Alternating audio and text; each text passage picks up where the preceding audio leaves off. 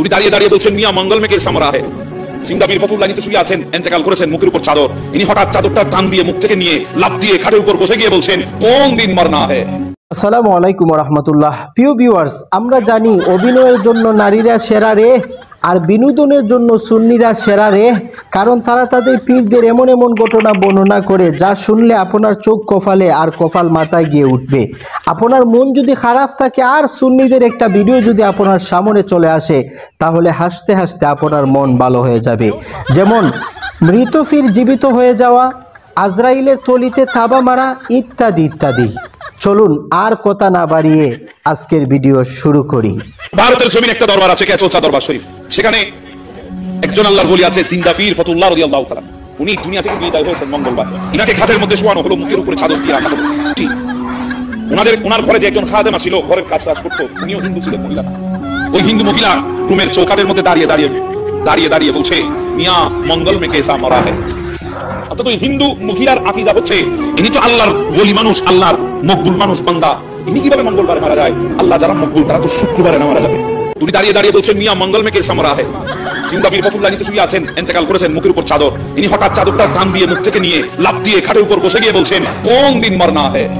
কোন দিন মরলে ভালো হয়? তখন ওই মহিলা বলছে জুম্মে কাদিন, জুম্মার দিন মরলে ভালো হয়। তখন হুজুর জিন্দা বীর ফতুল্লাহ বলছেন যাও তোমরা আজকে চলে যাও, জুমার দিন আসিও। সুবহানাল্লাহ। যিনি মারা গেছেন তিনি উঠে বলছেন যাও তোমরা চলে যাও, জুমার দিন আসিও।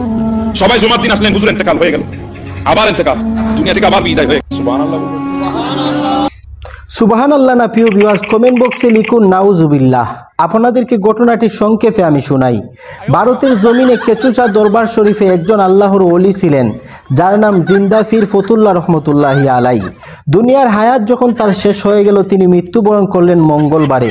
সাথীরা তার গায়ের উপর একটা চাদর ডেকে রাখলো। এদিকে তার কাজের মেয়ে যখন দেখলো তিনি লাশ হয়ে শুয়ে আছেন, তখন সে বলল মিয়া মঙ্গল সে কেইসা মরা হয়। অর্থাৎ তিনি যেহেতু আল্লাহর ওলি মানুষ, তিনি কেন মঙ্গলবারে মারা যাবেন? সাথে সাথে জিন্দা পীর ফতুল্লাহ রহমতুল্লাহি আলাইহি মুখ থেকে চাদর সরিয়ে বললেন কোন দিন মরনা হায়। অর্থাৎ ও কাজের মেয়ে কোন দিন মারা যাবেন? তখন ওই কাজের মেয়ে বলল জুম্মে কাদিন, অর্থাৎ জুম্মার দিন। তখন তিনি বললেন তোমরা আজকে চলে যাও, জুম্মার দিন আসিও। জুম্মার দিন তারা আসলো, জুম্মার দিন তিনি আবার মৃত্যুবরণ করলেন। প্রিয় ভিউয়ার্স, এই সব ঘটনা শোনার পর আপনার মনে হবে মৃত্যু দেওয়ার মালিক মহান আল্লাহ রব্বুল আলামিন নয়, নাউজুবিল্লাহ। তাদের পীর সাহেবরা মৃত্যু দেওয়ার মালিক বোঝা যাবে, নাউজুবিল্লাহি মিন যালিক। তাদের পীর সাহেবরা যখন মরার ইচ্ছা করবে মরবে, যখন জীবিত হওয়ার ইচ্ছা করবে জীবিত হবে। আজকের ভিডিওটি এই পর্যন্তই, শেয়ার করে দিবেন। আসসালামু আলাইকুম ওয়া রাহমাতুল্লাহ।